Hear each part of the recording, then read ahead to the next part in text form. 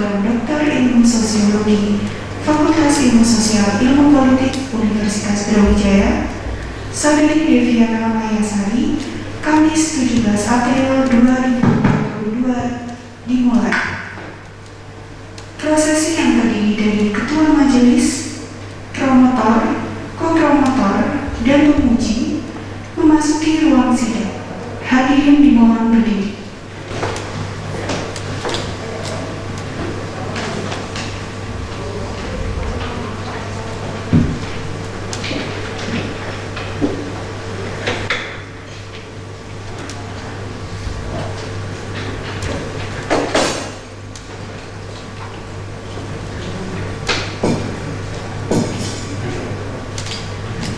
Hadirin persilakan duduk kembali.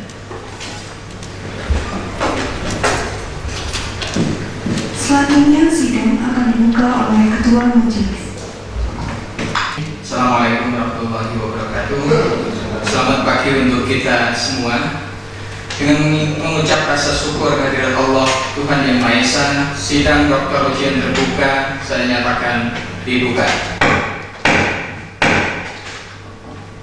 Sebelum sidang dimulai, saya persilahkan pada saudara Promotor 2 untuk membacakan daftar riwayat hidup Promovenda. Bismillahirrahmanirrahim. Yang saya hormati Ketua Sidang, yang saya hormati Bapak Ketua Promotor dan Bapak Ibu tim penguji disertasi serta hadirin semuanya. Mohon diizinkan saya akan menyampaikan daftar riwayat hidup Promovenda. Nama Deviana Mayasari, dilahirkan di Pakek Papan, Kecamatan Pringgabaya, Kabupaten Lombok Timur, NTB, pada tanggal 20 Juni 1987. Saudara Promovenda mengawali pendidikan dasar sampai sekolah menengah umum di Lombok Timur tahun 1992 sampai 2005, kemudian menyelesaikan pendidikan sarjana di program studi pendidikan Pancasila dan Kewarganegaraan di Universitas Mataram tahun 2005 sampai tahun 2009. Bekerja di Sekolah Tinggi Ilmu Komputer STIMIK Henry Anjani Lombok Timur tahun 2010 sampai 2011. Kemudian Promovenda melanjutkan studi ke program Pasca Sarjana S2 Magister Sosiologi di Universitas Muhammadiyah Malang selesai tahun 2013. Promovenda juga mengajar di Universitas 45 Mataram di Prodi Ilmu Komunikasi, Fakultas Ilmu Sosial dan Ilmu Politik sejak tahun 2014 sampai 2016. Kemudian menjadi dosen luar biasa di Universitas Negeri Mataram pada Prodi Bimbingan Konseling Islam, Fakultas Dakwah dan Komunikasi tahun 2015 sampai 2017. Kemudian pada tahun 2016 sampai 2017 Promovenda menjadi tutor untuk pendidikan dasar di Universitas Terbuka Mataram dan menjadi dosen tetap di Universitas Muhammadiyah Mataram di Fakultas Keguruan dan Ilmu Pendidikan FKIP pada Prodi Pendidikan Pancasila dan Kewarganegaraan tahun 2015 sampai saat ini. Dan kemudian Promovenda melanjutkan program S3 Doktor Sosiologi pada Fakultas Ilmu Sosial dan Ilmu Politik Universitas Brawijaya Malang pada tahun 2017 sampai hari ini 2022. Promovenda siap dinyatakan untuk mengikuti ujian. Demikian yang bisa saya sampaikan terkait dengan daftar riwayat hidup Promovenda. Terima kasih. Assalamualaikum warahmatullahi wabarakatuh.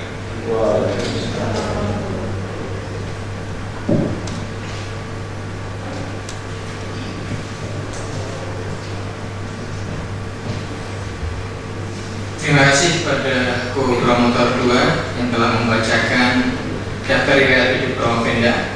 Sidang dokter ujian terbuka yang saya hormati Promovenda Deviana Mayasari, mahasiswi angkatan tahun 2017, telah menempuh ujian dokter tertutup dan dinyatakan lulus.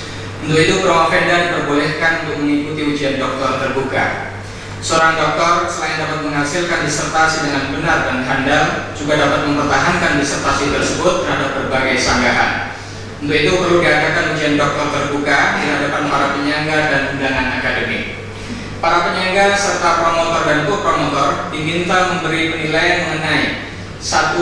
Alur pikir ilmiah Promovenda dalam mempertahankan disertasinya terhadap berbagai sanggahan. 2. Sumbangan terhadap bidang ilmu dan atau nilai penerapannya. Sedangkan jawaban atas pertanyaan undangan akademik dapat dijadikan bahan pertimbangan penilaian. Penilaian ujian dokter terbuka ini akan dijadikan dasar untuk menetapkan predikat dokter, yaitu 1. Predikat memuaskan nilai akhir 3 sampai 349, predikat sangat memuaskan nilai akhir 3 sampai 350 sampai 374, predikat dengan pujian nilai akhir 375 sampai 400. Khusus untuk predikat dengan pujian sesuai dengan peraturan rektor dengan masa studi tidak lebih dari 4 tahun dan pemenuhan kewajiban publikasi yang dipersyaratkan. Tanpa mengurangi hak para penyangga dan undangan akademik, maka seyogyanya sidang ini tidak menjadi ajang diskusi mengenai metode penelitian yang telah disetujui dan diputuskan saat ujian dokter tertutup. Karena banyaknya penanya yang ingin menggunakan kesempatan ini, maka saya mohon pada saudara penanya, para penyangga maupun undangan akademik untuk membatasi waktu dan jumlah pertanyaan sehingga diharapkan semua penanya mendapatkan kesempatan. Ya, saudari Promovenda Deviana Mayasari, saya minta hadir di hadapan sidang ini dengan maksud agar saudari dapat mempertahankan disertasi saudari dan menjawab berbagai sanggahan dari para penyangga dan undangan akademik. Sebelum saudari mempertahankan disertasi, saya ingin bertanya pada saudari, apakah saudari sehat jiwa dan raga dan siap untuk diuji? Insya Allah sehat dan siap untuk diuji. Oke, baik, saya persilakan saudari Promovenda untuk mempresentasikan disertasinya paling lama 15 sampai 20 menit. Dipersilakan. Bismillahirrahmanirrahim. Assalamualaikum warahmatullahi wabarakatuh. Sebelum mempresentasikan disertasi saya ini, saya ingin mengucapkan terima kasih pada ketua majelis, sekaligus ketua promotor, co-promotor dan semua penguji dan semua hadirin yang hadir pada saat ini. Baik, untuk mempersingkat waktu, saya akan mulai mempresentasikan disertasi saya yang berjudul penguatan modal sosial masyarakat SADE dan penguatan modal sosial masyarakat dalam pengembangan desa wisata, studi kasus model pengembangan desa wisata di Dusun SADE, Kabupaten Lombok Tengah. Kemudian latar belakang berkembangnya pariwisata Lombok pada tahun 1989, yaitu melalui program pemerintah Provinsi NTB dengan menerbitkan Peraturan Daerah Nomor 9 Tahun 1989 tentang adanya 15 kawasan pariwisata yang ditetapkan di Lombok Tengah, yaitu salah satunya adalah Dusun SADE. Dengan ditetapkannya SADE menjadi desa wisata, tentu ada berbagai pertimbangan dari pemerintah, yaitu karena SADE ini sampai saat ini mempertahankan tradisi, kemudian bangunan-bangunan adatnya juga masih dipertahankan sampai saat ini. Itulah yang menjadi daya tarik wisatawan selama ini. Sebelum ditetapkan SADE ini menjadi desa wisata, jadi sebelumnya SADE ini memang sudah banyak didatangi oleh wisatawan asing, yaitu mulai pada tahun 1975. Nah, kemudian pada saat itu memang Dusun SADE lah yang membuka untuk wisatawan asing datang ke SADE, sedangkan untuk dusun lainnya atau desa wisata lainnya tidak mengizinkan untuk wisatawan asing pada saat itu. Nah, kemudian dengan berjalannya waktu, dari sanalah kemudian masyarakat itu mulai mengembangkan kerajinan-kerajinan mereka untuk dijual. Nah, kemudian untuk pemerintah dari sana juga menetapkan SADE menjadi desa wisata saat itu. Akan sejak ditetapkan menjadi desa wisata sudah 30 tahun lebih, sampai saat ini pariwisata di Sade itu tidak berkembang. Kemudian pendidikan masyarakatnya juga masih sangat rendah dan masyarakatnya juga tergolong miskin. Padahal dilihat dari potensi masyarakat Sade itu merupakan modal sosial yang yang bisa dikembangkan untuk pengembangan wisata. Kemudian dari permasalahan tadi, maka peneliti mengajukan ada 3 rumusan masalah, yaitu bagaimana penguatan modal sosial masyarakat Sade dalam pengembangan desa wisata adat, kemudian apa saja faktor dalam pengembangan desa wisata Dusun Sade, Desa Rembitan, dan kemudian yang ketiga, bagaimana model pengembangan desa wisata adat berbasis modal sosial di Dusun Sade, Desa Rembitan. Kemudian ada beberapa penelitian terdahulu yang memang sudah dilakukan di Sade, yaitu mulai tahun 2014 sampai tahun 2018. Tapi penelitian sebelumnya itu berfokus pada perubahan komunikasi masyarakat suku Sasak, kemudian makna simbolis kain tenun. Kemudian pada tahun 2018 itu mengenai pengembangan desa wisata Sade, tapi lebih kepada dampak positifnya. Kemudian pada tahun 2018 yaitu penelitian tentang perubahan sosial masyarakat Sade di tengah modernisasi. Jadi kemudian untuk penelitian saya ini lebih kepada penguatan modal sosial masyarakat Sade dalam pengembangan desa wisata. Kemudian metode penelitian saya di sini menggunakan kualitatif dengan studi kasus. Kemudian untuk teknik penentuan informan itu menggunakan purposive sampling.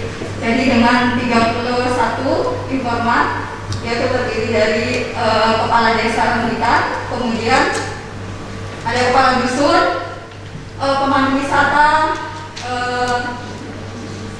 tokoh masyarakat, tokoh adat, tokoh agama, kemudian ada beberapa dari wisatawan juga, kemudian dari dinas pariwisata dan pihak travel agent. Kemudian untuk teknik pengumpulan data di sini peneliti menggunakan metode observasi non partisipatif, kemudian wawancara, dokumentasi dan FGD. Kemudian untuk analisis data, jadi data mentah dari lapangan, kemudian diolah untuk dianalisis, membaca keseluruhan data, kemudian melakukan pengkodingan, kemudian baru pada proses memaknai data. Kemudian teknik uji paksa data itu menggunakan triangulasi dan memanfaatkan waktu yang lebih lama di lapangan. Kemudian gambaran umum lokasi penelitian. Jadi Dusun Sade ini terletak di Desa Rembitan, Kabupaten Lombok Tengah. Jadi letaknya itu sangat dekat dengan Bandara Internasional Lombok. Kemudian untuk sistem pemerintahan ini dipimpin oleh kepala dusun. Kepala dusunnya di sini itu sekaligus sebagai ketua adat. Jadi kepala dusun yang sekarang itu menjabat sudah hampir 12 tahun. Kemudian dari segi pariwisataan di sana itu pemandu wisatanya disebut sebagai turuna wisata. Turuna wisata ini sekaligus sebagai pemandu wisata dan sekaligus juga sebagai kopdardes. Kemudian dari sistem pendidikan, sebagian masyarakat Sade ini menyelesaikan pendidikan SMA. Ada beberapa juga yang menyelesaikan pendidikan S1, tapi itu didominasi oleh laki-laki. Sedangkan untuk perempuan yang pendidikan S1 itu hanya 1 saja.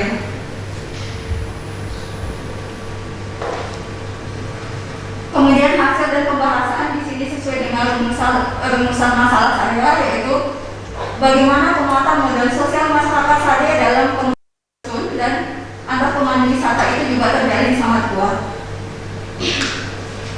Kemudian keberadaan norma masyarakat Sade dalam pengembangan desa wisata. Jadi norma itu tidak hanya dalam kehidupan sehari-hari masyarakat Sade, tidak hanya menyangkut tentang tradisi, bagaimana masyarakat menjaga tradisi-tradisi mereka supaya tidak ada penyimpangan.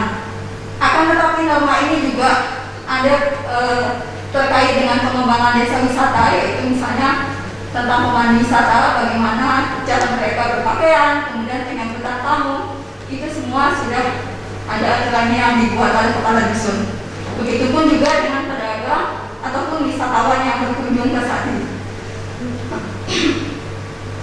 Kemudian kekuatan jaringan dalam perkumpulan masyarakat Sade untuk pengembangan wisata. Di sini untuk perkumpulan masyarakat Sade itu, jadi menggunakan sistem bebanjar dan bertulung. Jadi bebanjar dan bertulung ini merupakan saling tolong menolong. Tapi kalau bebanjar itu lebih ke materi, sedangkan bertulung itu lebih ke tenaga. Jadi artinya itu sama sebenarnya, saling membantu. Kemudian dalam terkait dengan pengembangan wisata, jadi bebanjar ini misalnya dilakukan ketika di masyarakat Sade itu mempunyai mengambil sistem sukarela.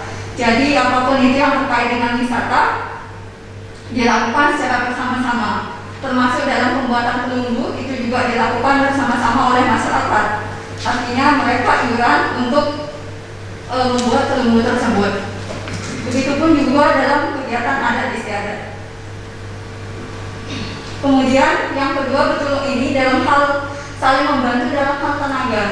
Jadi misalnya untuk pembuatan yang saya bilang tadi, untuk pembuatan pelunggu atau pembuatan rumah, itu semua dilakukan dengan sistem gotong royong.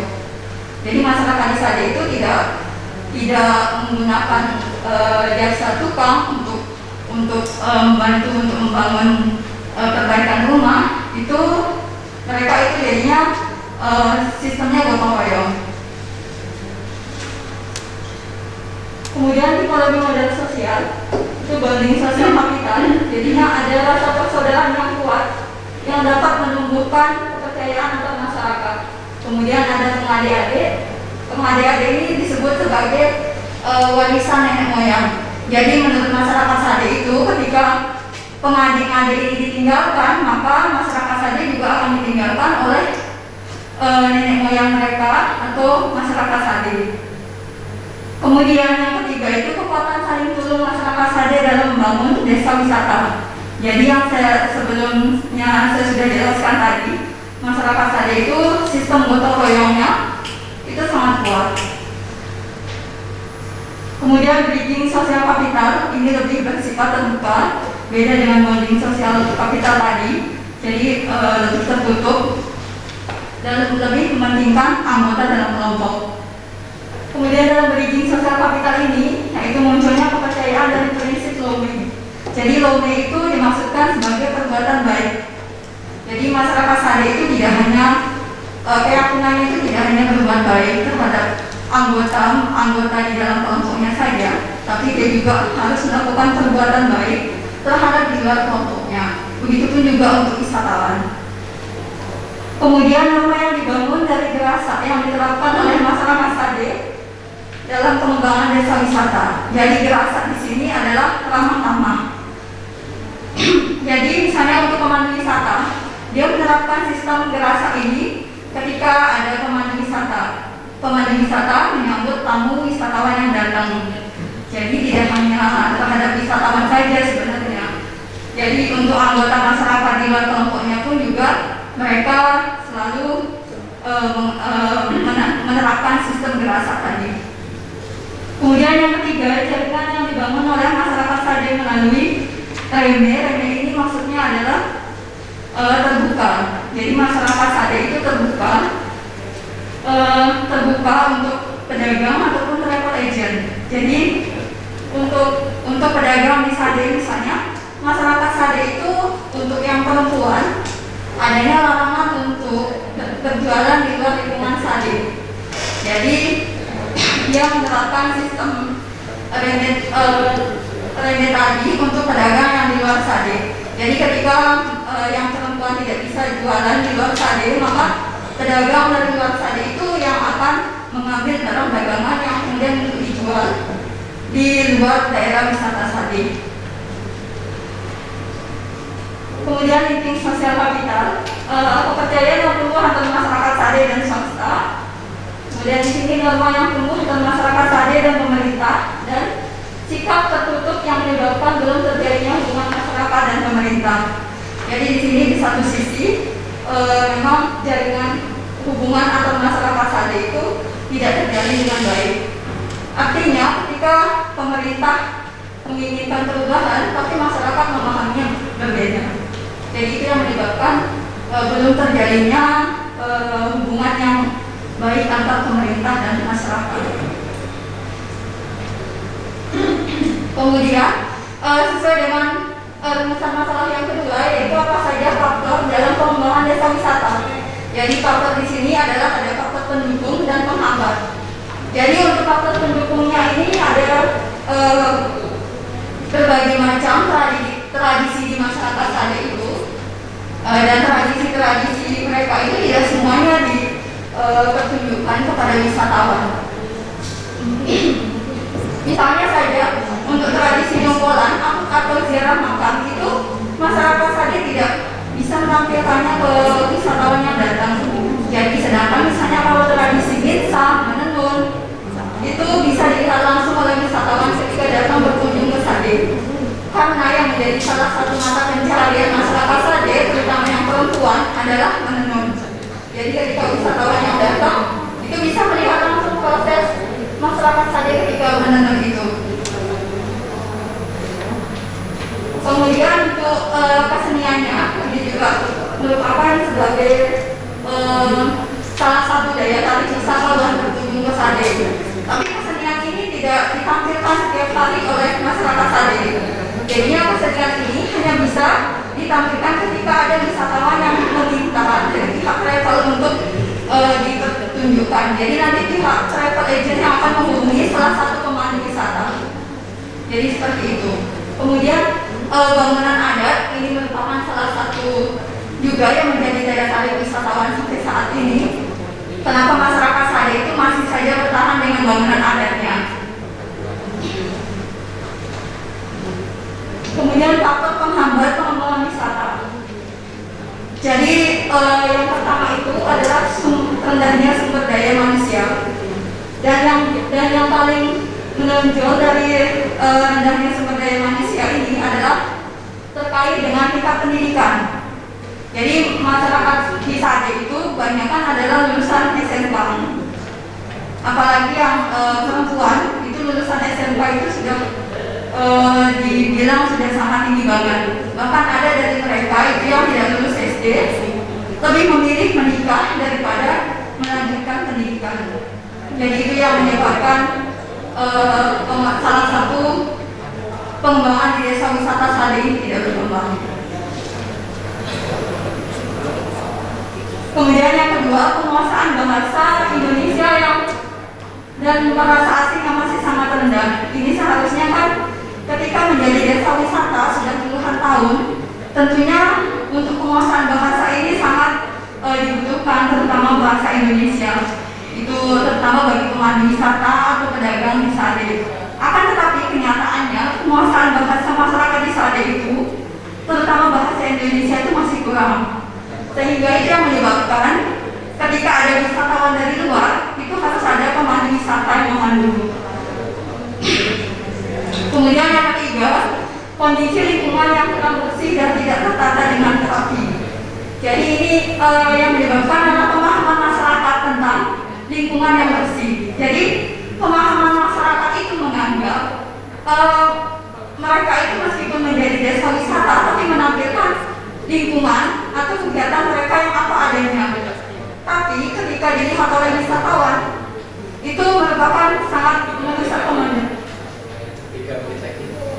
pemandangan.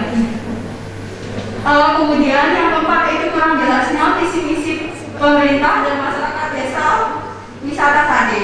Ini bisa dilihat dari belum adanya program desa wisata, kemudian kegiatan sosialisasi dan pelatihan tentang wisata bagi masyarakat Sade itu masih kurang. Kemudian yang ketiga, kurangnya kreativitas atau inovasi masyarakat di desa wisata. Kemudian model pengembangan desa wisata ini mulai dari kebijakan pemerintah, partisipasi stakeholder, kemudian manfaat desa wisata, dan strategi pengembangan desa wisata.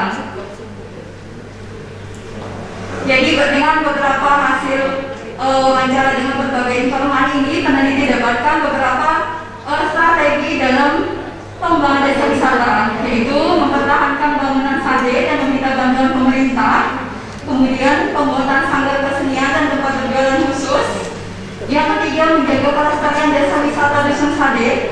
4, pemberdayaan masyarakat, menjalin kerjasama antar pemerintah dan swasta, pembuatan paket wisata dan karcis, inovasi desa wisata, dan promosi desa wisata melalui berbagai media.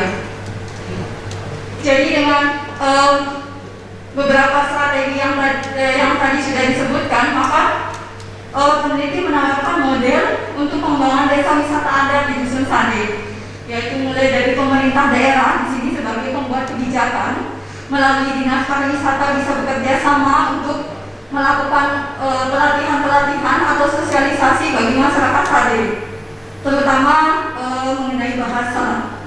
Kemudian dari dinas pariwisata dan pemandu wisata atau tujuan wisata tadi bisa bekerja sama juga untuk menyambung komunikasi antara masyarakat dengan pemerintah, bahwa apa yang diinginkan oleh pemerintah dan apa yang dimaksudkan oleh masyarakat.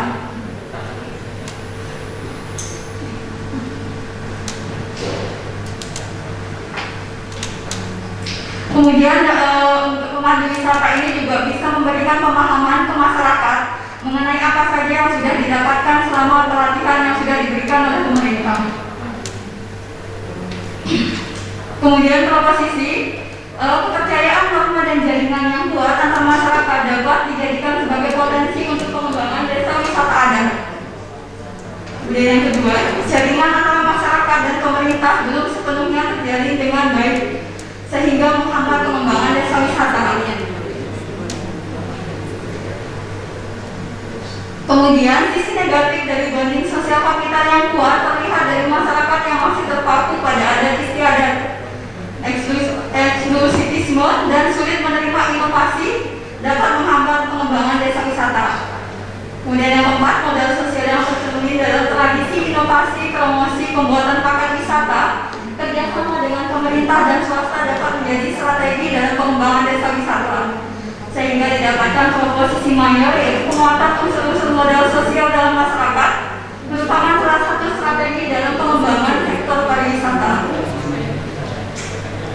Penutup, jadi kepercayaan yang tumbuh antar masyarakat SADE tidak hanya dalam hal adat, akan tetapi kepercayaan juga terjalin dari hubungan saling menguntungkan yang mereka tanamkan. Kemudian aturan yang dibuat baik dalam kehidupan sehari-hari ataupun terkait wisata dapat menjaga kenyimpangan dalam masyarakat.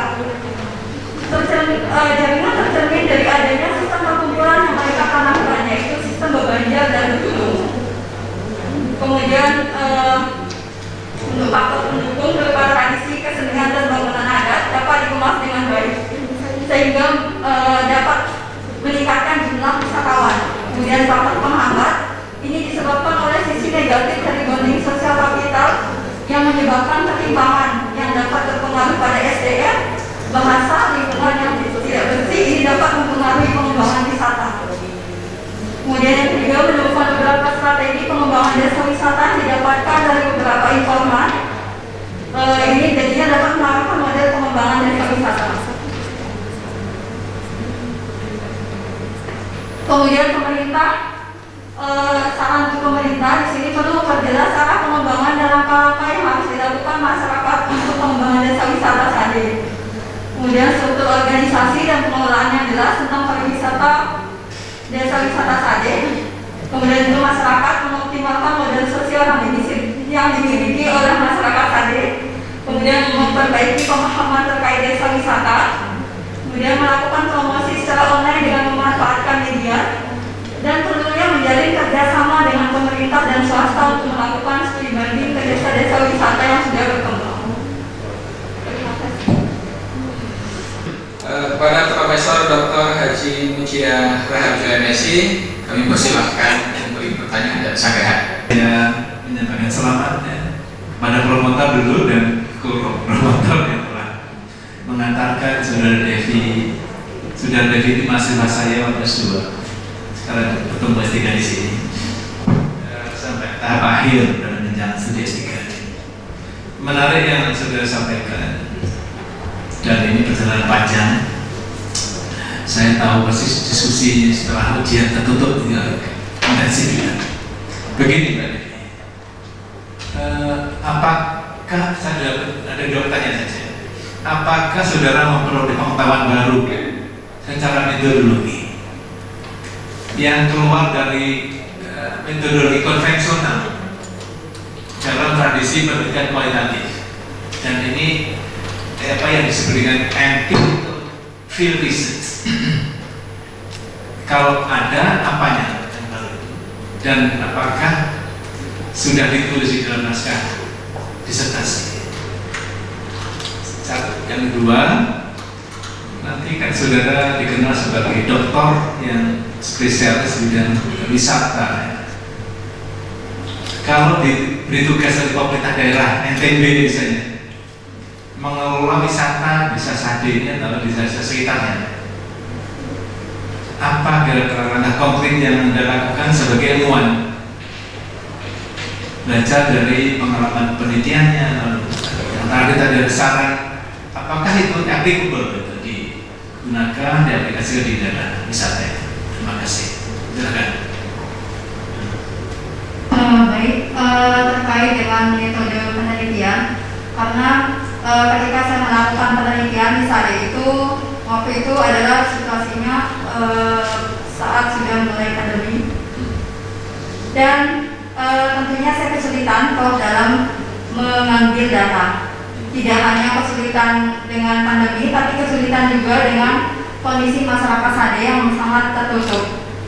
Jadi di sana itu saya belajar bagaimana sih mengenal masyarakat Sade, kemudian bagaimana caranya untuk mendapatkan data untuk agar lebih dipercaya oleh masyarakat Sade, terutama informan yang ingin saya wawancarai waktu itu terkait dengan rumusan masalah yang ingin saya tahu jawabannya. Kemudian ketika melakukan penelitian waktu itu, sempat saya kebingungan ketika datang dengan membawa buku catatan waktu itu ke Sade, dan itu dilihat oleh masyarakat. Langsung masyarakat itu, saya belum menanyakan apa-apa, langsung bilang tidak tahu apa-apa. Dan dari sana saya belajar bagaimana caranya supaya bisa masuk ke lingkungan mereka. Dan akhirnya setelah saya ulang lagi, yaitu dengan menjadi wisatawan datang ke Sade. Nah, jadi ketika saya menjadi wisatawan, saya mengamati bagaimana kegiatan mereka, bagaimana pemandu wisata ketika memandu wisata, mulai dari penyambutan tamu, kemudian mengantarkan tamu berkeliling dan sampai menjadi tukang foto, atau ketika wisatawan itu memberikan uang tips di Sade. Jadi dalam wisata di Sade ini kan dia menggunakan sistem sukarela, tidak ada karcis sama sekali. Jadi semuanya itu dilakukan dengan keikhlasan. Jadi itu prinsip mereka. Jadi ketika mereka menggunakan prinsip keikhlasan, maka itu lebih berkah. Dari sana mulai saya belajar kesederhanaan masyarakat Sade itu. Jadinya saya mulai mikir, berarti cara untuk mendapatkan jawaban di Sade itu tentunya saya harus masuk ke lingkungan mereka. Dan itu berkali-kali saya bolak-balik ke Sade, ada mungkin sampai 10-20 kali. Jadi ketika di Sade itu, ketika pada saat itu bulan puasa, saya membawakan beberapa bingkisan yang biasanya kalau tradisi dalam masyarakat Lombok itu ketika kita berkunjung itu ada buah tangan yang kita bawa. Bukannya apa-apa, tapi itu memang sudah tradisi. Jadi ketika kita membawa buah tangan, maka mereka akan mulai menganggap kita keluarga di sana itu. Jadinya itu beberapa kepala keluarga yang saya bawakan bingkisan. Tapi ketika saya membawakan bingkisan, saya merasa tidak mendapatkan apa-apa. Padahal seperti yang sudah Prof jelaskan waktu itu ketika ke Sade itu, saya bilang tidak mendapatkan apa-apa, tapi padahal mendapatkan sebuah jawaban. Berarti oh ya, tidak harus memaksa mereka untuk berbicara waktu itu. Jadi saya mengikuti alurnya. Jadi ketika saya datang, Mas Ade membawa bingkisan, ya udah disambut dengan baik, tidak menanyakan hal yang terkait dengan disertasi. Saya menanyakan hal-hal yang biasa, bagaimana tradisi mereka. Terus kemudian dari sana itu mereka cerita tentang pengalaman menjadi pemandu wisata ataupun menjadi pedagang. Jadi kemudian besoknya dan seterusnya itu juga saya melakukan hal yang sama. Jadi mulai dari sana saya mendapatkan untuk penelitian itu tidak harus seperti wartawan ketika kita tanya, kemudian kita mendapatkan jawaban apa yang kita inginkan langsung. Tapi harus melalui banyak sekali proses, apalagi untuk masyarakat Sade yang sangat tertutup. Jadi dari sana kemudian saya belajar memahami tentang masyarakat waktu itu. Jadi berarti ketika ke lapangan itu harus peneliti kualitatif itu harus sabar dalam mencari jawaban yang sedalam-dalamnya, karena tidak hanya banyaknya informan tempat kepercayaan datanya, tapi tempat kedalaman hasil dari wawancaranya itu ketika melakukan wawancara dengan informan. Kemudian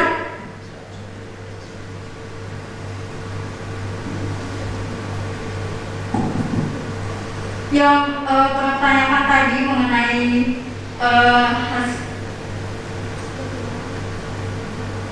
Apa yang sudah dilakukan?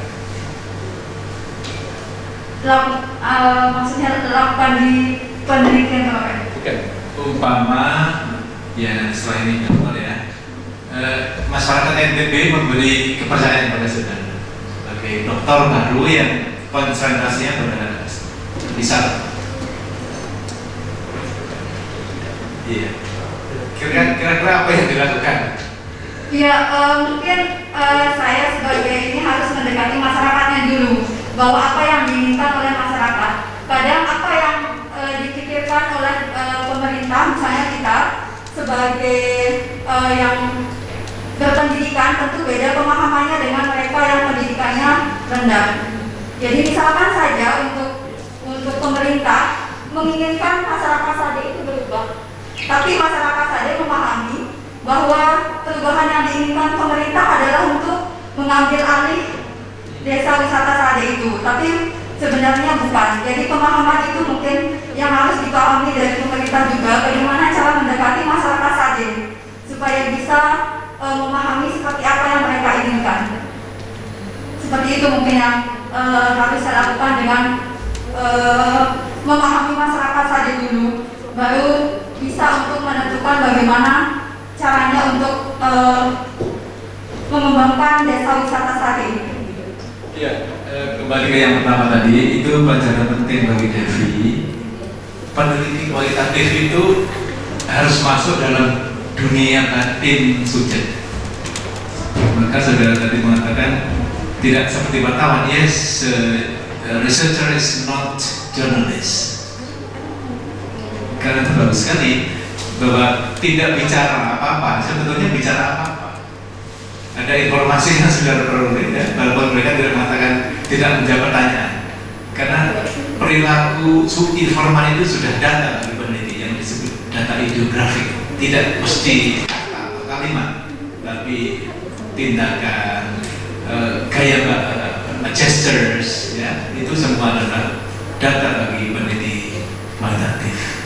Penguji 1 Asosiat Profesor Dr. Ali Maksud, karena sebentar lagi beliau profesor. Kami persilakan untuk memberi pertanyaan dan sanggah. Baik, ada dua hal yang ingin saya sampaikan. Yang pertama, saya sangat mengapresiasi disertasi Promovenda. Ini momentum yang tepat ya. Disertasi ini ditulis dalam momentum yang tepat di mana pemerintah baik pusat maupun daerah sedang garap-garapnya untuk mempromosikan wisata atau membangun wisata-wisata baru. di kami pun di jurusan sosiologi juga sedang merumuskan bagaimana sosiologi kita itu juga concern pada sosiologi pariwisata di Malang Raya maupun Jawa Timur maupun Indonesia, sehingga banyak hal yang menginspirasi saya dari disertasi ini, sehingga saya di jurusan sosiologi itu ke depan akan juga mengembangkan sosiologi pariwisata di Indonesia. Itu yang pertama. Mudah-mudahan nanti bisa berkontribusi positif karya yang luar biasa dari saudari Devriana Mayasari. Mudah-mudahan bukan hanya dibaca oleh para penguji dan hadirin yang hadir di ruangan ini, tapi juga nanti bisa terbit menjadi buku, ya, mudah-mudahan. Yang kedua, ada hal yang unik dan paradoks dari temuan saudara Promovenda, di mana ketika dalam observasi dan juga pendampingan yang cukup lama di Desa Sadi, menemukan bahwa dari aspek sosial ekonomi status itu penduduk Sadi masih terbelakang baik secara ekonomi maupun pendidikan. Tapi di tengah-tengah keterbatasan seperti itu, Dusun Sadi mampu untuk menawarkan sebuah model wisata yang mengintegrasikan atau mengkombinasikan antara itu tradisi, ya, norma adat dan juga heritage yang lain itu dengan kemasan yang baru, walaupun sejak berdiri belum sejak digagas tahun 89 sampai sekarang belum bisa memberikan kontribusi yang cukup menggembirakan, ya, karena perkembangannya sangat lambat sekali. Nah, kira-kira apa yang menjadi kendala, ya, sehingga wisata Dusun Sadi yang sudah kurang lebih 30-an tahun ya, itu belum bisa menggembirakan.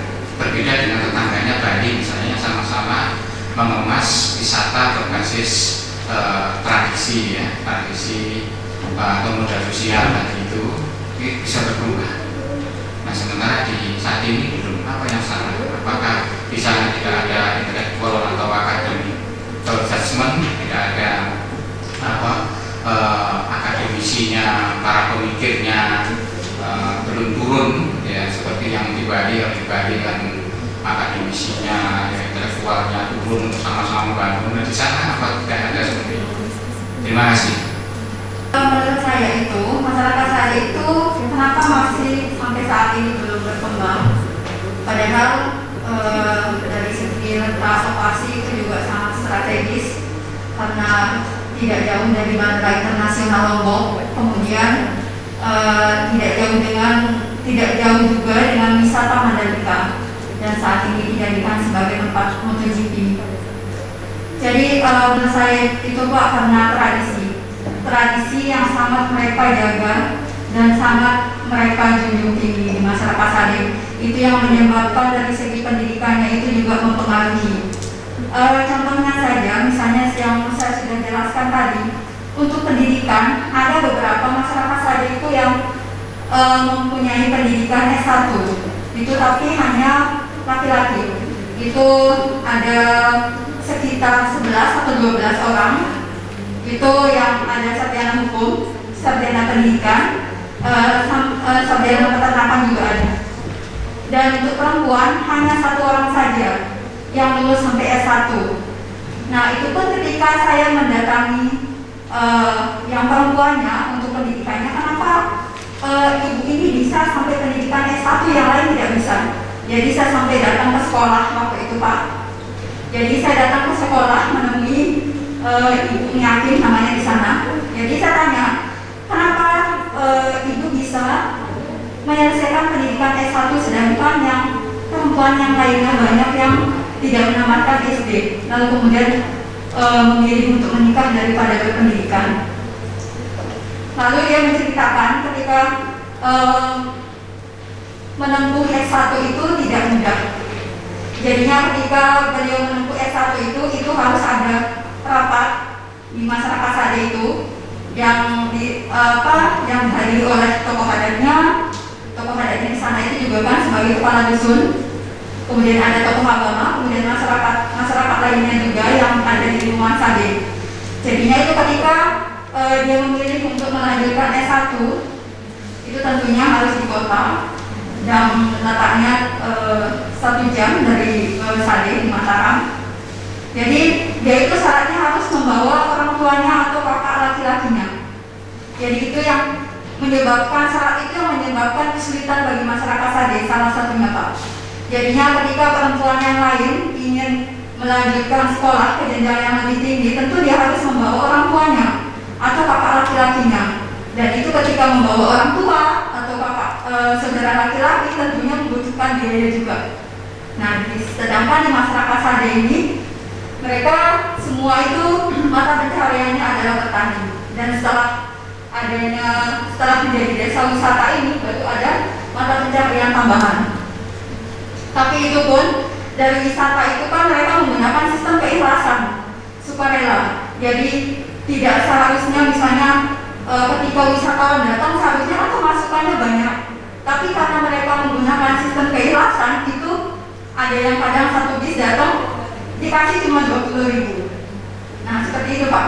Kemudian untuk yang laki-laki misalnya, yang ada yang berpendidikan tinggi sampai sarjana, tapi mereka lebih memilih untuk kembali lagi ke Sade karena sudah nyaman dengan lingkungan Sade. Karena ketika dia kuliah itu di luar dengan lingkungan Sade, itu menurutnya sangat berbeda jauh dengan selama ini yang didapatkan di Sade. Jadi itulah yang menyebabkan pariwisata di Sade itu tidak berkembang sampai sekarang. Karena tradisinya yang kuat itu yang menyebabkan pendidikannya juga masih rendah. Jadi pemahaman masyarakat itu tentang desa wisata itu juga bisa dibilang tidak paham. Mereka hanya mengatakan menjadi desa wisata itu ketika wisatawan banyak datang ke Sade dan berbelanja. Tapi tidak ada pemikiran untuk bagaimana sih untuk mengembangkan Sade tanpa menghilangkan tradisi masyarakat Sade itu. Seperti itu Pak. Kesempatan selanjutnya kami persilahkan kepada Ibu Anifat Wajawa, SOS MSc PhD. Kalau saya kelas jadinya doa Bapak Ibu dan juga teman-teman yang lain, semoga yang lain juga bisa menyusul dengannya. Jadi ya Mbak Devi, saya mengikuti perjalanan Mbak Devi menyusun draft disertasi mulai dari ujian terbuka sampai sekarang ujian tertutup dan terbuka sekarang. Saya ini lihat progresnya sangat bagus, jadi sudah mulai rapi, logika berpikirnya juga sudah mulai bagus dan Mbak Devi. Cuman saya hanya menambahkan sedikit saja, semoga semakin menyempurnakan nanti draft disertasi Mbak Devi. Judulnya sudah mulai sudah bagus, clear tentang bagaimana penguatan modal sosial itu dilakukan di Dusun Sade untuk pengembangan pariwisata. Kalau tadi Prof Muji ya sudah ini ya nanti Mbak Devi itu ekspor di majornya di pariwisata, mungkin nanti minornya Mbak Devi itu sangat ekspor di bidang modal sosial. Nah terkait dengan hal itu ada tujuannya penguatan modal sosial di Mbak Devi. Mungkin karena saya baca ringkasannya saja, mungkin saya hanya mungkin cross check saja apakah bentuk penguatan yang terjadi dalam modal sosial itu sudah dijelaskan Mbak Devi di draft disertasi. Maksudnya begini, modal sosialnya sudah ada dan itu dikuatkan, kan berarti kan ada proses penguatan ini. Penguatannya itu yang dulunya sudah ada kemudian semakin diperkuat diperkuat itu bisa ditambahkan, atau yang dulunya tidak intens digunakan sekarang intens digunakan, sering digunakan, atau sebelumnya tidak ada menjadi akan ada. Jadi apapun yang jelas bentuk penguatan itu secara jelas sudah dibahas di draft presentasi Mbak Devi. Mungkin itu saja dari saya, Pak. Mohon maaf. Ya, terima kasih. Jadi Bu, untuk penguatan modal sosial masyarakat di dalam pengembangan desa wisata. Jadi seperti yang dibilang tadi, memang modal sosial masyarakat tadi itu ada, tapi masyarakat itu tidak memahami bagaimana caranya untuk menggunakan modal sosial itu untuk pengembangan wisata. Apalagi kan masyarakat tadi itu yang mempunyai tradisi yang bertahun-tahun sama sekali masih dipertahankan sampai saat ini, dan itu sangat terkait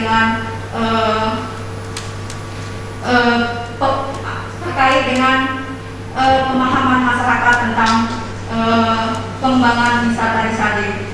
Nah, jadinya untuk menguatkan modal sosial di masyarakat Sade itu, tentunya masyarakat harus bersifat terbuka, ya Bu ya. Terbuka dalam arti bukan berarti terbuka untuk menghilangkan tradisi yang sudah ada, tapi terbuka dalam arti masalah pengembangan wisata. Jadi masyarakat Sade itu kan bisa memanfaatkan tradisi atau adat istiadat kesenian maupun perkumpulan, apalagi perkumpulan masyarakat Sade itu sangat kuat. Itu bisa dimanfaatkan untuk pengembangan wisata. Misalnya dengan melakukan inovasi-inovasi, karena selama ini masyarakat Sade hanya terpaku dengan tradisi mereka yang unik, tapi mereka tidak paham bagaimana cara untuk mengemas wisata yang sudah mereka miliki untuk kemudian menjadi daya tarik wisatawan. Seharusnya dengan menjadi desa wisata sudah puluhan tahun, itu seharusnya masyarakat mempunyai pemahaman terbuka bagaimana sih supaya wisata Sade ini berkembang tanpa menghilangkan tradisinya itu. Jadi seperti itu menurut saya. Terima kasih Bu. Jadi saya akan nanti penjelasan yang jelas nanti mungkin bisa ditambahkan di transkripsinya Mbak Dewi. Jadi sebelum ada penguatan itu seperti ini, kalau sudah ada penguatan itu yang terjadi adalah ini, dan itu luar biasa kontribusinya dalam pengembangan wisata di desa Sade. Itu saja menurut Pak Lukman dari saya. Terima kasih Bu. Terima kasih Ibu Anif. Untuk kesempatan selanjutnya saya persilakan kepada Bapak Dr. Isnur Edi Susilo MS untuk memberi pertanyaan dan sangat. Tadi sudah diawali dengan bahwa kita harus memiliki raport yang baik gitu ya, dan dari poinnya yang sudah dijelaskan tadi pertanyaan Prof. Ujian. Dan juga kemarin saya diingatkan bahwa disertasi itu pada level KKMI 9. Dan tadi sudah juga dituliskan beberapa posisi itu bagus. Nah, saya ingin mengatakan bahwa modal sosial itu saya ibaratkan seperti anak panah yang tergolek di lantai. Ia akan dapat mengangkasa jika ada sebuah busur yang dibentangkan. Jadi berapapun betapapun besarnya modal sosial suatu masyarakat, kalau nggak ada busur yang mengangkatnya, ya tetap ada dia tergolek di. Nah, ini saya kira akan menarik studi ini. Nah, kemudian kalau saya lihat modal sosial ini juga desa wisata, gitu, desa wisata adat. Tentu saja mungkin tidak bisa langsung bisa diterapkan konsep-konsepnya, dan mungkin akan melalui berbagai langkah tertentu. Nah, sekiranya memerlukan beberapa langkah, saya ingin satu pertanyaan saja. Apa sih langkah pertama yang harus Anda lakukan setelah raport tadi sudah diterima, sesuai dengan model yang tadi disampaikan? Itu saja Pak Dewi. Baik, terima kasih Pak. Kalau menurut saya dengan masalahnya sebenarnya adalah pada ini bukan hanya menyangkut masyarakat saja sebenarnya, tapi lebih memahami keinginan mereka. Jadi lebih memahami apa sih pemahaman masyarakat saja Sade selama ini. Jadi seperti yang saya memperoleh beberapa hasil dari wawancara saya selama ini, jadinya ada ketidaksepemahaman antara pemerintah dan masyarakat.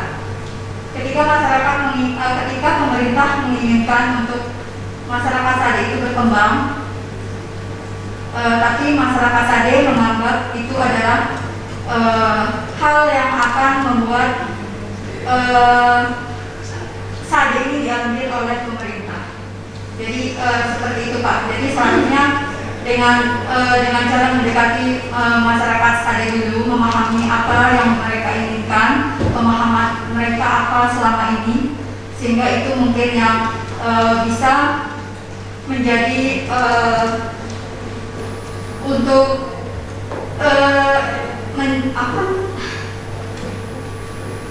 untuk mengatasi permasalahan di masyarakat Sade. Jadi seperti itu Pak. Saudara Devi, saya ada dua pertanyaan ya terkait dengan ini disertasi Anda. Yang pertama, saya membaca bahwa tradisi di sana, ya, di Lombok, tepatnya di Desa Sade ini ada yang namanya belulut, ya, belulut. Jadi belulut ini adalah tradisi yang mengepel lantai dengan menggunakan kotoran sapi atau kotoran kerbau ya, yang dicampur dengan sedikit air, gitu kan? Dan itu kalau saya lihat digambarkan dipoles-poles di gedung atau di tempat atau bangunan yang ada di sini. Nah, dalam tradisi ini kalau saya kaitkan dengan konsep pariwisata yang dikembangkan oleh pemerintah, itu ada namanya Sabta Pesona. Ya, barangkali ada pernah dengar itu ya. Ada Sabta Pesona, dan di dalam Sabta Pesona itu salah satu yang menjadi poin penting itu adalah kebersihan. Ya, jadi kebersihan. Nah, bagaimana Anda menjelaskan bahwa faktanya di sana ada belulut itu, tetapi di sisi yang lain bahwa pengembangan pariwisata itu ada yang namanya Sabta Pesona, di mana ada kebersihan, ada keindahan, ya selain yang lain ya ada kenangan juga barangkali oleh. Tetapi saya fokus ke bagaimana konsepnya belulut dengan dan keindahan, itu yang pertama. Nah, kemudian yang kedua, Anda sudah membuat model ya, model pengembangan desa wisata di sana ya. Ada pemerintah daerah tadi disebut Cibung, ada dinas pariwisata dan yang lain-lain. Nah, sepengetahuan saya ada model yang dikembangkan untuk desa wisata ini yang dikenal dengan pentahelik model. Ya. Di situ ada peran akademi, ya, kemudian media massa, ada pemerintah, komunitas, para pebisnis atau pengusaha di dalam mengembangkan desa wisata. Nah, kalau Anda kan hanya pemerintah saja tadi, sepertinya yang seolah-olah kenapa tidak berkembangnya desa Sade ini mungkin karena peran itu kurang optimal kan kira-kira gitu. Nah, bedanya apa? Model yang Anda kembangkan dengan pentahelik model ini yang sudah digagas oleh pemerintah. Poin pentingnya model Anda ini apa? Dan saran saya kalau misalnya ini berbeda dengan model yang sudah dikembangkan pemerintah, mungkin Anda bisa ngasih nama model yang Anda bikin, ya, biar itu menjadi temuan, bisa menjadi novelty, hal yang baru dari hasil penelitian saudara di dalam disertasi di Desa Sade. Saya kira itu pertanyaan saya, mohon dijelaskan. Terima kasih Pak. Jadi tentang tradisi belulut tadi Pak ya, nanti mungkin mohon izin saya akan tampilkan video tradisi belulut itu ke semua pengunjung dan pengunjung.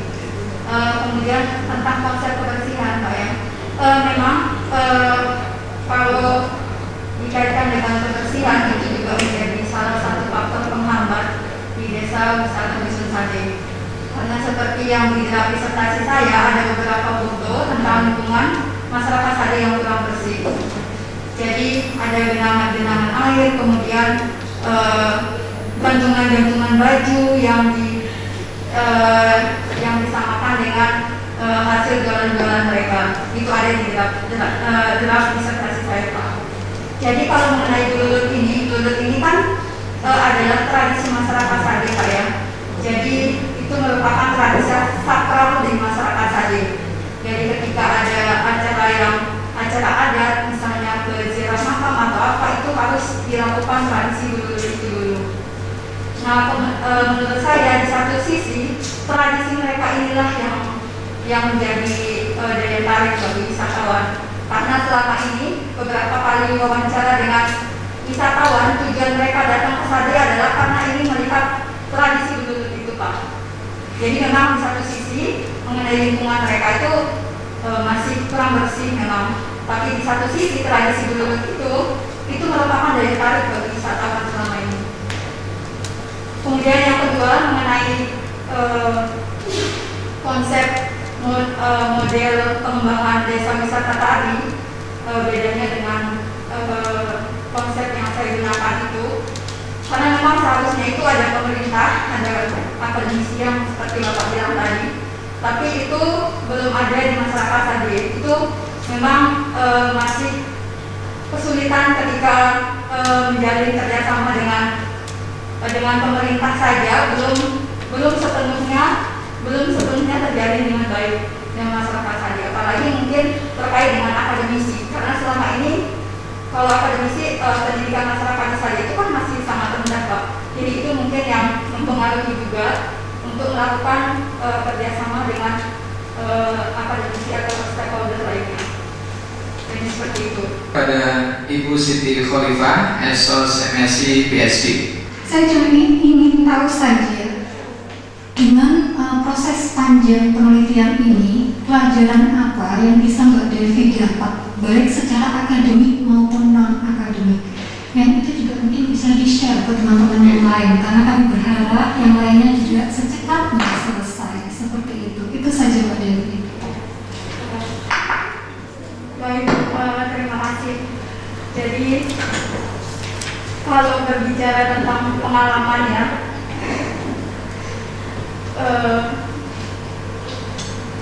tentunya ini sangat luar biasa memang.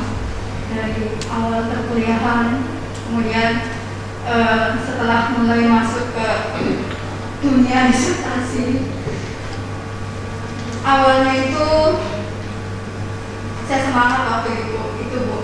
Ketika sudah selesai ujian proposal, kemudian waktu itu saya ingat saya ke ruangan Ibu, kemudian Ibu memotivasi saya waktu itu untuk sekolah penelitian itu tidak harus lama-lama. Jadi nanti ketika sudah mendapatkan data, balik lagi sambil nulis, sambil membuat artikel. Nah itu yang membuat saya waktu itu sangat percaya bahwa saya bisa selesai 3 tahun. Jadinya target saya waktu itu awalnya 3 tahun. Kemudian setelah ke lapangan,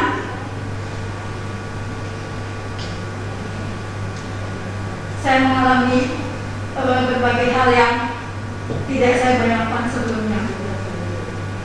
Jadi ketika mulai ke lapangan, saat itu sudah mulai masuk COVID. Nah itu saya mulai stres di sana.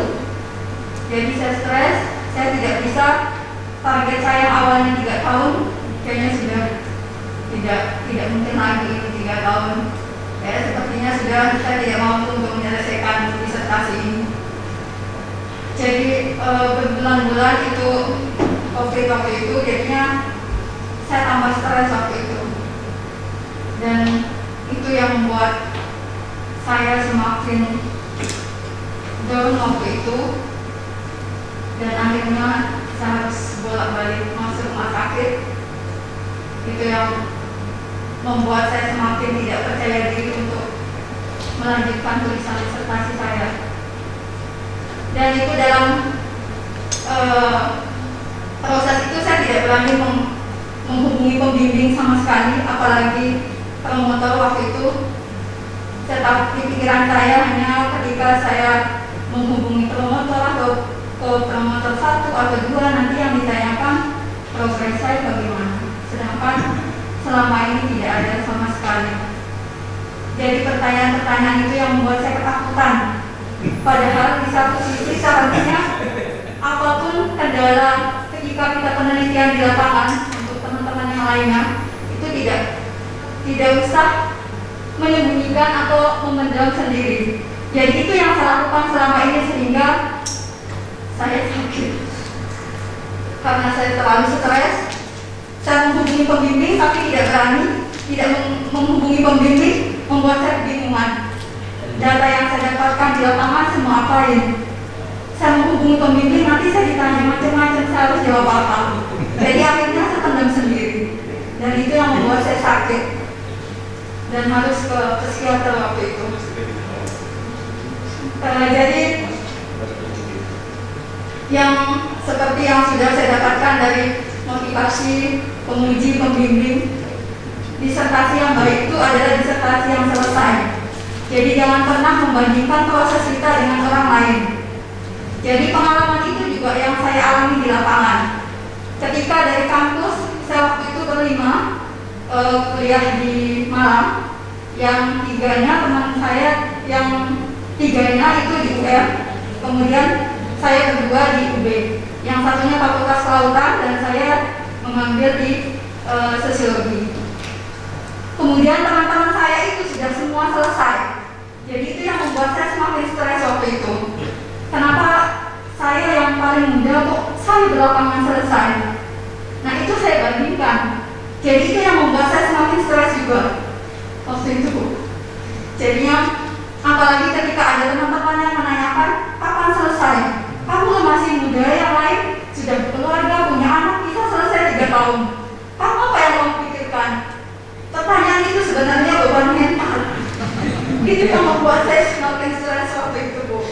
Jadi ini juga pesan buat teman-teman, jangan memendam semuanya itu sendiri. Jadi pembimbing atau penguji itu tidak menakutkan yang seperti kita pikirkan selama ini, terutama saya. Jadi pikiran yang enggak itu sudah muncul. Jadi itu yang membuat saya semakin takut, Bu. Jadi seperti itu mungkin pengalaman saya, Bu. Terima kasih. Terima kasih Mbak Devi. Kalau dengan konteks akademiknya seperti apa? Maaf. Jadi yang dalam segi akademiknya itu mungkin butuh sharing sama teman-teman yang lain. Kemudian disertasi ini juga tidak hanya disertasi yang baik itu tidak hanya harus selesai, tapi juga menghasilkan jurnal yang tapi juga menghasilkan tulisan atau jurnal yang sudah diterbitkan. Seperti itu. Terima kasih. Selamat pagi, masih pada siang ya, agak siang ya, pagi ya. Nah tadi salam sejahtera bersama. Terima kasih pada pimpinan sidang, Bapak Ibu penguji dan para hadirin sekalian, khususnya kepada calon doktor, masih calon ya, belum doktor. Nanti kalau sudah kita rapat dan tentukan apakah lulus atau tidak. Sekarang masih calon ya. Jadi silakan berdoa lagi. Tapi tidak perlu stres, nggak perlu stres, berdoa. Sekarang sudah tenang. Kalau belum tenang silakan minum.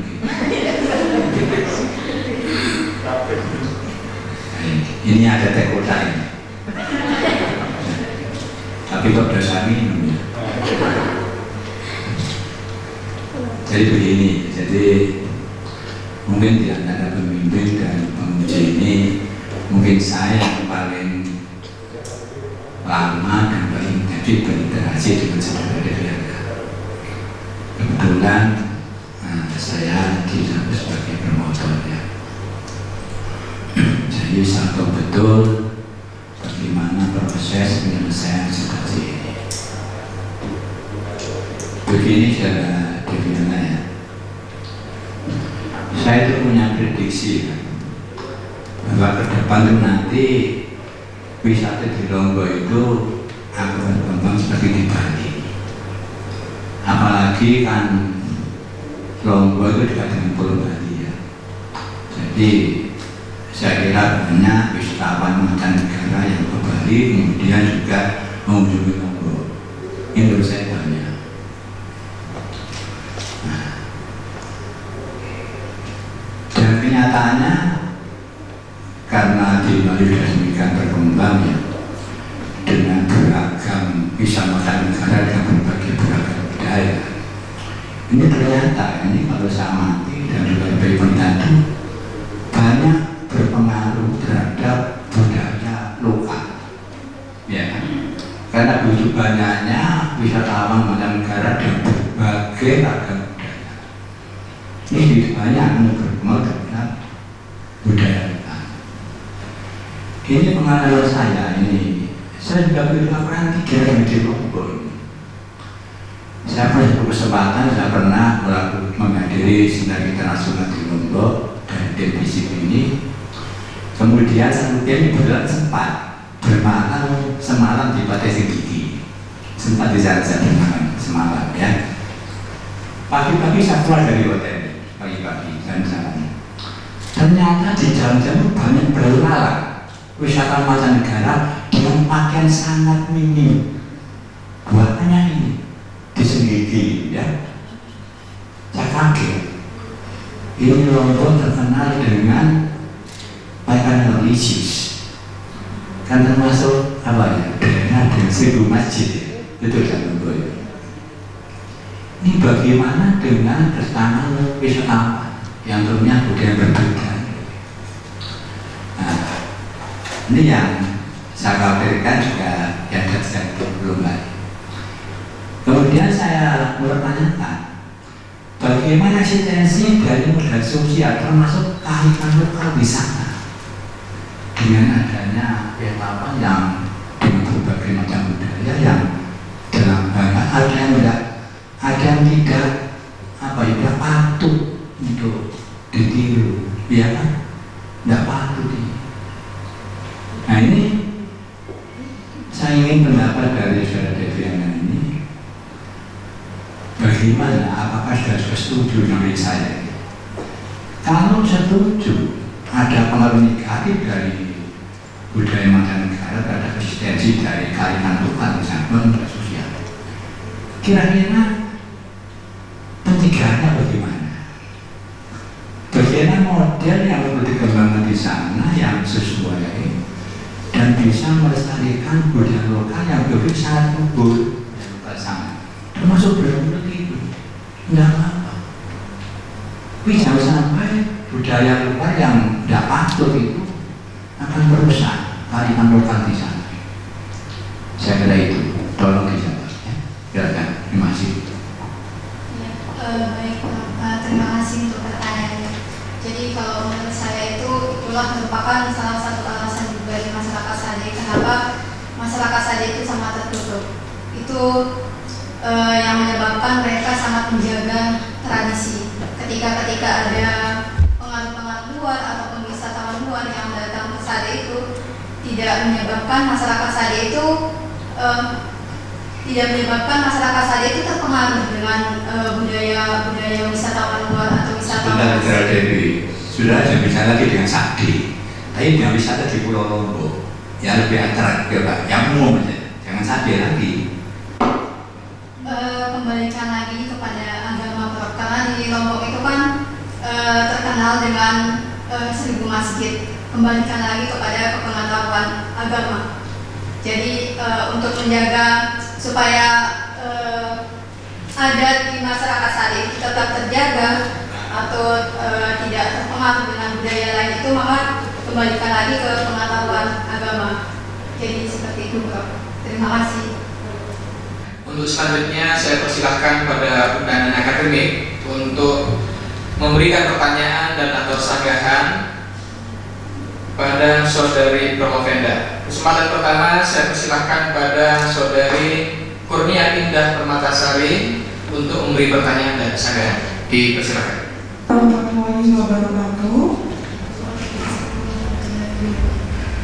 Yang terhormat kepada Ketua Majelis dan Majelis Penguji, serta kepada seluruh hadirin yang hadir pada hari ini. Saya ucapkan selamat kepada Mbak Devi yang telah menempuh ujian terbuka pada hari ini. Seperti yang sudah disampaikan oleh Mbak Devi tadi, bahwa Desa Sade sudah menjadi desa wisata selama puluhan tahun. Gitu.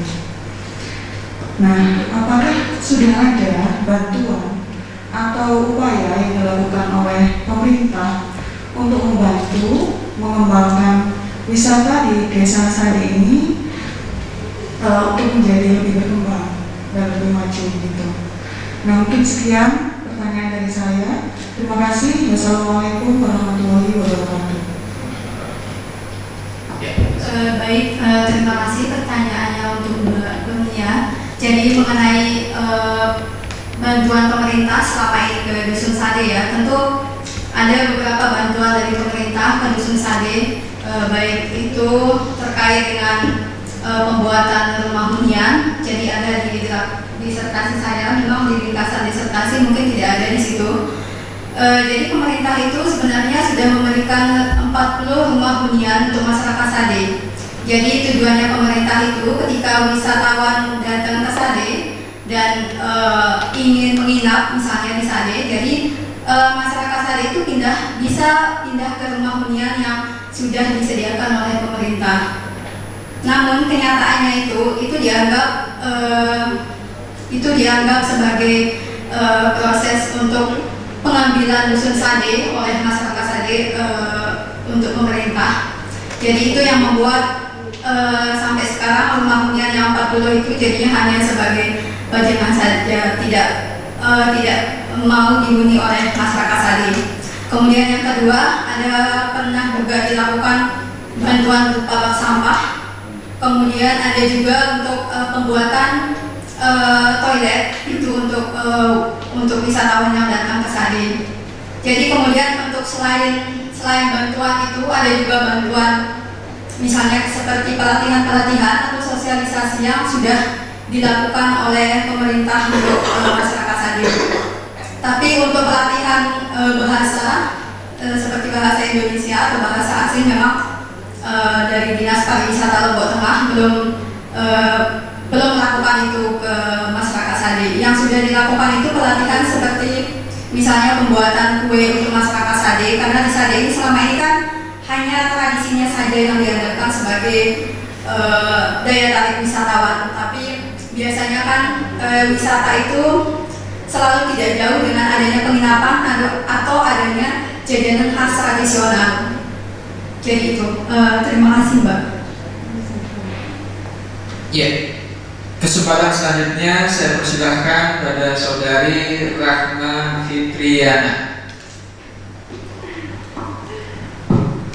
Assalamualaikum warahmatullahi wabarakatuh. Sebenarnya saya hadir bukan untuk menyangga, saya hadir untuk memberikan selamat kepada teman seperjuangan saya, Devi. Apakah harus bertanya? Kalau diperkenankan tidak menyangga, tidak usah Pak. Saya jadi hanya mau Mbak Devi sharing pengalaman saya, tahu sulitnya mengambil data selama pandemi. Barangkali bisa di-sharing ke kita pengalamannya mengambil data di masa pandemi. Saya kira itu. Baik, terima kasih Bu Rahma untuk pertanyaannya ya. Mengenai pengalaman saya di lapangan, seperti yang sudah saya ceritakan sedikit tadi, tentu bukan hanya karena pandemi yang membuat saya kesulitan ketika ke lapangan, tapi juga karena ketertutupan masyarakat Sade ketertutupan masyarakat Sade untuk ketika orang luar yang datang ke Sade. Jadi saya untuk pengalamannya ketika mendapatkan informasi itu, sebelum pandemi memang sudah sering saya melakukan observasi ke Sade. Jadi sudah beberapa kali observasi, tapi hanya waktu itu sebagai wisatawan. Kemudian yang kedua, ketika menjadi peneliti, tentu itu karena sudah mengenal lebih dulu masyarakat Sade, karena saya sudah melakukan observasi beberapa kali Dan itu kemudian saya di sana itu mencoba mendekatkan diri, kemudian meminta nomor kontaknya juga. Jadi ketika saat pandemi memang wisata Sade itu tutup saat itu, tapi karena saya mempunyai kontaknya, jadi saya bisa menghubungi beberapa informan. Dan karena saya sudah sering ke Sade, jadi tidak kesulitan untuk saya ketika ingin bertamu ke sana itu, kayak seperti bahasa Lomboknya itu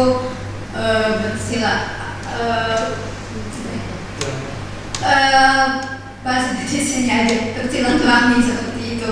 Jadinya ketika melakukan dengan alasan silaturahmi ke sana itu tentu lebih bersifat kekeluargaan. Jadi di sana baru saya mendapatkan data-data. Kemudian yang terkait dengan wisatawan, tentu saya kesulitan di sana karena Sade waktu itu tutup. Jadi saya mengambil informan wisatawan itu kebanyakan makanya itu adalah masyarakat lokal. Jadi ada beberapa memang yang wisatawan luar itu saya dapatkan ketika wisata Sade waktu itu sudah buka. Jadi untuk wisatawan untuk informannya itu yang lokal lebih banyak saya dapatkan. Kalau wisatawan asing itu terbatas. Jadi kemudian dengan cara dapat mengambil informan lokal itu, saya beberapa bertemu dengan teman-teman yang misalnya sudah ke Sade. Jadi itu yang saya tanya-tanya. Terus kemudian mengenai travel agent juga waktu itu kebetulan saya mempunyai teman. Memang waktu itu kan travel agent juga tutup. Jadi saya memanfaatkan pertemanan saya waktu itu, maksudnya dalam hal pengambilan informasi. Jadi seperti itu, Bu. Terima kasih. Ya, terima kasih. Untuk selanjutnya, kesempatan selanjutnya saya persilahkan pada Saudari Bayu Sofia Yuwana. Assalamualaikum warahmatullahi wabarakatuh. Di sini sebenarnya saya cuma ingin menanyakan mengenai apa sih yang melatar belakangi perempuan di sana itu tidak berminat untuk melanjutkan ke perguruan tinggi atau sekolah gitu. Padahal kan di sana udah ada salah satu contoh yang tadi yang disebutkan Mbak Desi, ada satu mahasiswa gitu kan. Apakah ada peraturan non tertulis, itu hukum non tertulis gitu, sehingga perempuan di sana itu tidak mau melanjutkan ke perguruan tinggi atau sekolah gitu. Mungkin Mbak. Terima kasih. Baik, terima kasih kepada Mbak Bayu. Mengenai kenapa perempuan Sade tidak ada yang berpendidikan, ya padahal ada yang menjadi contoh salah satu di sana yang sudah menyelesaikan pendidikan, tapi kenapa di masyarakat Sade itu banyak yang tidak berpendidikan? Jadi balik lagi pada saya bilang tadi, tradisi mereka sebenarnya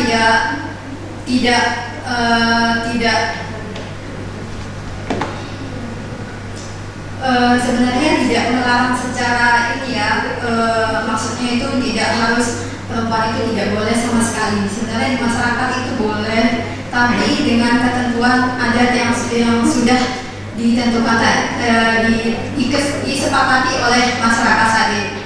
Seperti adanya peraturan tidak tertulis di sana itu ketika seorang perempuan ingin berpendidikan tinggi, ingin keluar dari Sade itu, maka dia harus membawa salah satu keluarga atau saudaranya. Jadi itu mungkin yang membuat kesulitan di masyarakat Sade itu. Jadi keyakinan masyarakat Sade itu bahwa perempuan ketika keluar tanpa membawa orang tua atau saudaranya itu yang membuat mereka menjadi was-was. Jadi itu makanya itu sebabnya tradisi itu sebabnya bahwa untuk yang pendidikan untuk yang perempuan itu di Sade itu sangat melalui proses yang sangat panjang ya, karena harus disepakati oleh berbagai tokoh di masyarakat Sade hari itu. Jadi seperti itu mungkin Mbak Aman. Selanjutnya Ketua Sidang akan menyelenggarakan rapat yurisium untuk menetapkan predikat disertasi promovenda. Perkenankan saya selaku Ketua Program Studi S3 Sosiologi Fisik Universitas Brawijaya mengaturkan apresiasi dan penghargaan yang setinggi-tingginya dan selamat pada Dr. Deviana Mayasari SPD MSI. Selanjutnya saya ucapkan selamat pada keluarga besar tercinta yang telah mendukung proses akademik yang dilakukan oleh Dr. Deviana sehingga sampai pada proses ini. Dan tak lupa juga kami ucapkan terima kasih pada jajaran Universitas Muhammadiyah Mataram yang telah mendukung proses sehingga bisa menuntaskan studi doktor ini. Terima kasih juga pada panitia ujian doktor terbuka ini yang sudah menyiapkan segala sesuatunya. Akhirnya dengan mengucap syukur kehadirat Allah yang Maha Esa, alhamdulillah rapat sidang ujian doktor terbuka saya nyatakan selesai dan ditutup.